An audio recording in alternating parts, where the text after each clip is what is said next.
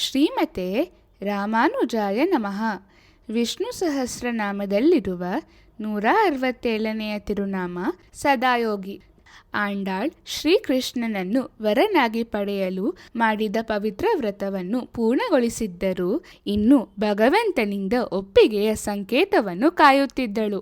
ದಿನಗಳು ತಿಂಗಳುಗಳಾಗಿ ಬದಲಾದಾಗ ನಿರಾಶೆಯಿಂದ ಆಂಡಾಳ್ ಒಣಗುತ್ತಿರುವ ಹೂವಿನಂತೆ ಕ್ಷೀಣಿಸತೊಡಗಿದಳು. ತಮ್ಮ ಮಗಳ ಈ ಪರಿಸ್ಥಿತಿಯನ್ನು ನೋಡಿ ತಂದೆಯಾದ ಪೆರಿಯಾಳ್ವಾರ್ ತಾಳಲಾರದೆ ನೇರವಾಗಿ ವಟಪತ್ರಶಾಹಿ ಪೆರುಮಾಳ್ ದೇವಾಲಯಕ್ಕೆ ಹೋಗಿ, ನನ್ನ ಮಗಳು ನಿನ್ನ ಮೇಲಿನ ನಿರೀಕ್ಷೆ ನಿನಗೆ ಕಾಣುವುದಿಲ್ಲವೇ? ಇನ್ನೇನು ಕಾಯುತ್ತಿದ್ದೀಯಾ? ದಯವಿಟ್ಟು ಬೇಗ ಬಂದು ಅವಳಿಗೆ ಕೃಪೆ ತೋರು ಎಂದು ಪ್ರಾರ್ಥಿಸಿದರು. ಅದಕ್ಕೆ ಪೆರುಮಾಳ್, ನೀನು ವೇದಗಳಲ್ಲಿ ಪರಿಣಿತನಾಗಿದ್ದೀಯಾ. ಪಲ್ಲವ ರಾಜನ ಸಭೆಯಲ್ಲಿ ನನ್ನನ್ನೇ ಪರಮಾತ್ಮನೆಂದು ಸ್ಥಾಪಿಸಲು ವೇದವಾಕ್ಯಗಳನ್ನು ಹೇಳಿದ್ದೀಯಾ. ಆ ಕಠೋಪನಿಷತ್ತಿನ ವಾಕ್ಯವನ್ನು ಯೋಚಿಸು, ನಿನಗೆ ಉತ್ತರ ದೊರೆಯುತ್ತದೆ ಎಂದು ಹೇಳಿದನು. ಪೆರಿಯಾಳ್ವಾರ್ ಮನೆಗೆ ಮರಳಿ ಆ ಉಪನಿಷತ್ತಿನ ವಾಕ್ಯದ ಅರ್ಥವನ್ನು ಚಿಂತಿಸಿದರು. ಯ ಏಷ ಸುಪ್ತೇಷು ಜಾಗೃತಿ ಕಾಮಂ ಕಾಮಂ ಪುರುಷೋ ನಿರ್ಮಿಮಾಣಃ. ಯ ಏಷ ಸುಪ್ತೇಷು ಜಾಗೃತಿ ಎಂದರೆ ನಾವೆಲ್ಲರೂ ಗಾಢ ನಿದ್ರೆಯಲ್ಲಿ ಇರುವಾಗಲೂ ಭಗವಂತ ಮಾತ್ರ ಸದಾ ಜಾಗೃತನಾಗಿದ್ದು ಈ ಸೃಷ್ಟಿಯ ಕಾರ್ಯವನ್ನು ನಿರಂತರವಾಗಿ ನಡೆಸುತ್ತಿರುತ್ತಾನೆ. ಕಾಮಂ ಕಾಮಂ ಪುರುಷೋ ನಿರ್ಮಿಮಾಣಃ ಎಂದರೆ ನಾವು ನಿದ್ರಿಸುತ್ತಿರುವಾಗಲೂ ಭಗವಂತ ನಮ್ಮ ಕರ್ಮಗಳನ್ನು ನಿಧಾನವಾಗಿ ಕಡಿಮೆ ಮಾಡುತ್ತಲೇ ಇರುತ್ತಾನೆ. ಕನಸುಗಳ ಮೂಲಕ ಪುಣ್ಯಕ್ಕೆ ಫಲವನ್ನು ಮತ್ತು ಪಾಪಕ್ಕೆ ಶಿಕ್ಷೆಯನ್ನು ನೀಡುತ್ತಾನೆ. ಪುಣ್ಯ ಮತ್ತು ಪಾಪಗಳನ್ನು ನಾವು ಯೋಚನೆ, ಮಾತು ಮತ್ತು ಕೆಲಸಗಳ ಮೂಲಕ ಪಡೆಯುತ್ತೇವೆ. ನಾವು ಮಾತನಾಡುವ ಮಾತುಗಳಲ್ಲಿಯೂ ಮಾಡುವ ಕಾರ್ಯಗಳಲ್ಲಿಯೂ ಎಚ್ಚರಿಕೆಯಿಂದಿರುತ್ತೇವೆ. ಆದರೆ ನಮ್ಮ ಆಲೋಚನೆಗಳು ಮತ್ತು ಉದ್ದೇಶಗಳ ವಿಷಯದಲ್ಲಿ ಅಷ್ಟು ಎಚ್ಚರಿಕೆಯಿಂದಿರುವುದಿಲ್ಲ.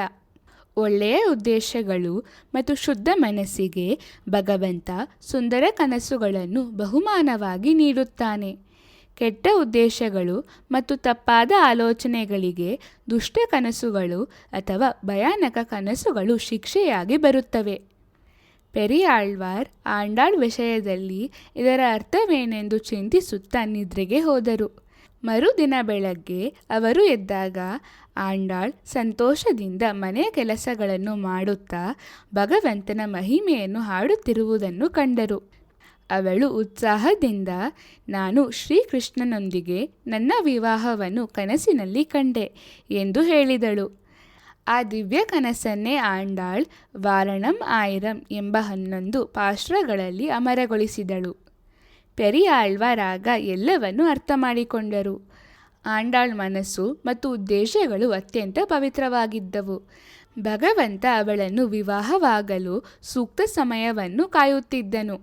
ಆಂಡಾಳ್ ತನ್ನ ಅಚಲ ಭಕ್ತಿ, ತೀವ್ರವಾದ ವಿರಹ ಮತ್ತು ಭಗವಂತನೊಂದಿಗೆ ಒಂದಾಗಬೇಕೆಂಬ ಆಳವಾದ ಹಂಬಲವನ್ನು ಸಂಪೂರ್ಣವಾಗಿ ವ್ಯಕ್ತಪಡಿಸುವ ನಾಚ್ಯಾರ್ ತಿರುಮೊಳಿಯ ಉಳಿದ ಪಾಶ್ರಗಳನ್ನು ರಚಿಸಬೇಕೆಂದು ಭಗವಂತ ಕಾಯುತ್ತಿದ್ದನು. ಕೊನೆಗೆ ಭಗವಂತನು ಶ್ರೀರಂಗನಾಥನಾಗಿ ಬಂದು ಅಪಾರ ವೈಭವದೊಂದಿಗೆ ಆಂಡಾಳನ್ನು ವಿವಾಹವಾದನು. ಸದಾಯೋಗಿ ಎಂದರೆ ಯಾವಾಗಲೂ ಜಾಗೃತನಾಗಿರುವವನು ಎಂದು ಅರ್ಥ.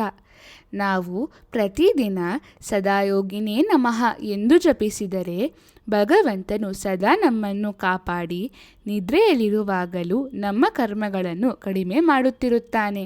ಶ್ರೀಮತೆ ರಾಮಾನುಜಾಯ ನಮಃ.